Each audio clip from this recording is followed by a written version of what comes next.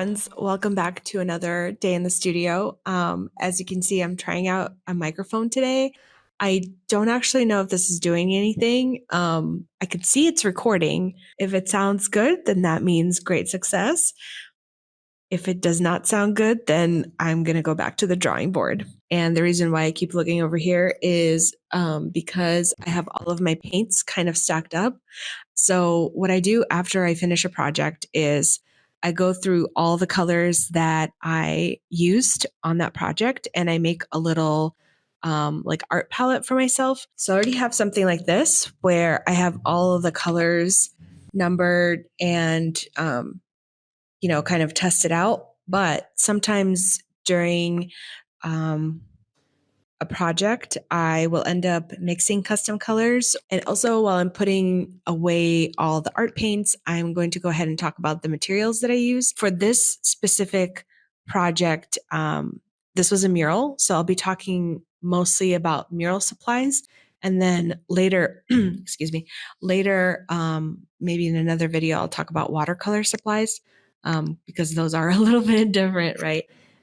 So let's jump right into it. For painting murals, I use Nova colors. Bright, beautiful colors, so many options. For big blocks of color, I use Behr exterior grade and semi-gloss. I find that flat matte shows dust too much and it's easier to clean the glossy finishes. But that's just my opinion. The finish is personal preference. By the way, my name is Ekaterina Orlovie. If this is your first time here, welcome. I'm an artist and muralist, and I am sharing behind the scenes of my art practice. So I do think the kind of paint you use is personal preference. The more murals I paint, the more I learn about different materials. So it's important to keep an open mind. By the way, none of this is sponsored. This is just what I use. Any exterior grade outdoor paint should work. What I'm doing here is creating a grid where I'll be swatching all the paints. Again, this is for myself, for documenting all the colors that I use so it doesn't have to be perfect. The square measure about 1 inch by 1 inch. Usually these go into a project folder in case I need to color match something later. If you're interested in murals, I want to mention that surface prep is important,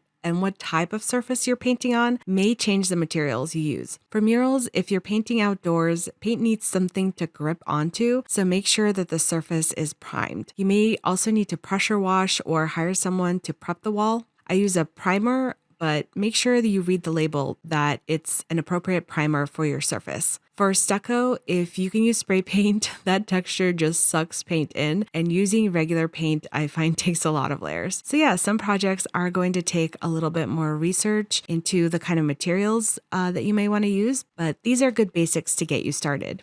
One moment, please. Does anyone love this part? I can't help myself. I needed to do this. Paint is so silly sometimes.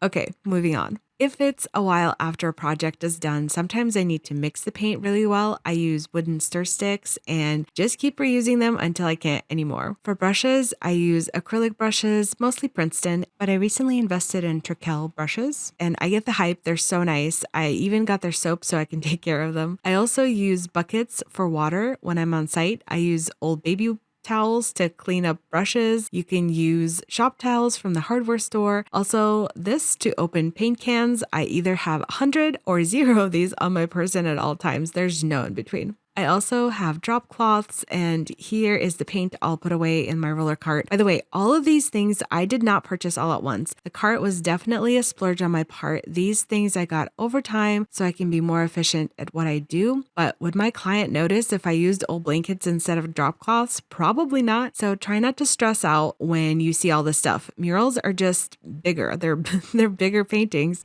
so they take more supplies, and you build that into your budget, which we can talk about too. I think investing in good quality paint is most important. Everything else is an add-on, but let me know if you have any questions. I will answer if I can. Some of the colors needed multiple coats, but here is the color palette all done. It just makes me so happy to see them organized this way.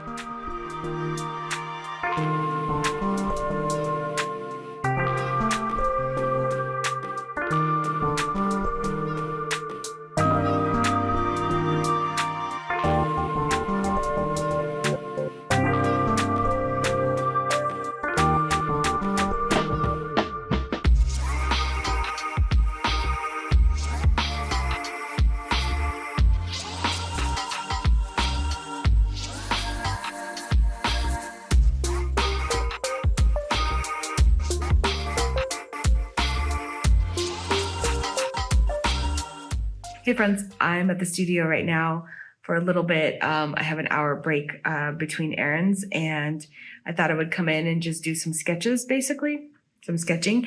But I'm also reading Big Magic by Elizabeth Gilbert. And I don't know if you've ever read it. It's a really good book about creativity. I'm still reading it, so I'll let you know what I think once I finish. But one of the cool things is that I got this book from the thrift store. Really hard to say that. Thrift store. From the thrift store. And I'll just show you one second. So I just turned the camera around, but this is the book, Big Magic. And whoever had it before has made notes in the margins. It may even be multiple people. I'm not sure, but I'm going to find the one. One of them, I think, says like thrive or die next to it. It's pretty cool. And then they left like little hearts next to the passages that they like. So I feel like I'm reading it along with somebody, and it's like a thrift ghost book club. Yeah, I think I really liked that. It was like such a cute little surprise. I love finding little things in used books like postcards and stuff. So all these little notes. I love that. So I'm just going to read for a little while and then go run some errands, and that will be a quick little day at the studio. So hope you're having a good day, whatever you're up to. And yeah. Thank you for joining me today. I hope you found my chat about materials helpful, but let me know if you have any questions. And we'll talk about watercolors, don't worry. Subscribe if you want to see more of my art videos, or you can see what I'm up to on Instagram at Orlovie. Thank you for watching, and I'll see you soon.